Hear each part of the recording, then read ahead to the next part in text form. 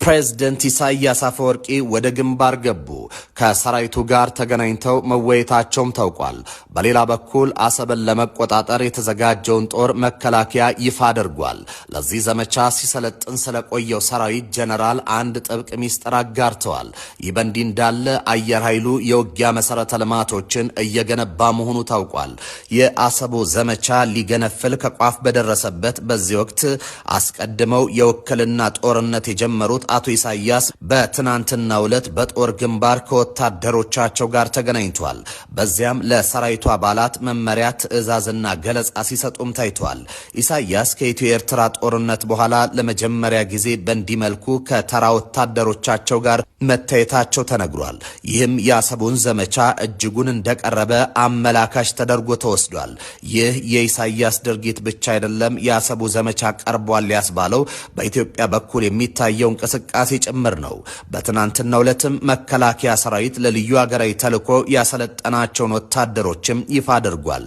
የሰሜን ምስራቅ እዝ እያረጋገጠ የሚገኘውን ወታደራዊ ዝግጁነት ሸማቂን ከማጥፋት የተሻገረና ለሀገራችን የወደፊት ራዕይ ምላሽ የሚሰጥ ነው ሲሉ የእዙ ምክትል አዛዥ የውጊያ ድጋፍ አገልግሎት መሪው ሜጀር ጀነራል ሻምበር ፈረደ ገልጸዋል። ጀነራል መኮንኑ በእዙ ማሰልጠኛ ማዕከል ተገኝተው ለላቀ ግዳጅ የሚያበቃ ስልጠና በመከታተል ላይ የሚገኙ የእዙን ሰልጣኞችም አበረታተዋል። ከሰልጣኞች ጋር በነበራቸው ቆይታ የኢትዮጵያን እድገት የማይሹ ታሪካዊ ጠላቶች በፈጸሙት ደባ ሀገራችን የባህር በር አልባ ሆና መቆየቷን ተናግረዋል።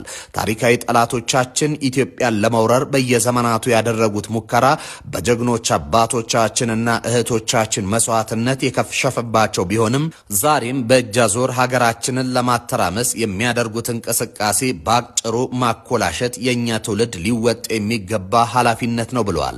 እየተካሄደ ባለው ስልጠና በማናቸውም የአየር ጸባይና የመሬት ገጽታ ግዳጅን በብቃት መፈጸም የሚችል ኃይል እየተፈጠረ ነው ያሉት ጀነራል መኮንኑ ሀገራችን የህልውና ጥያቄ በማንሳት ላይ ባለችበት በዚህ ታሪካዊ ወቅት ተቋም ውስጥ በመገኘታችሁ ኩራት ሊሰማችሁ ይገባል ብሏል።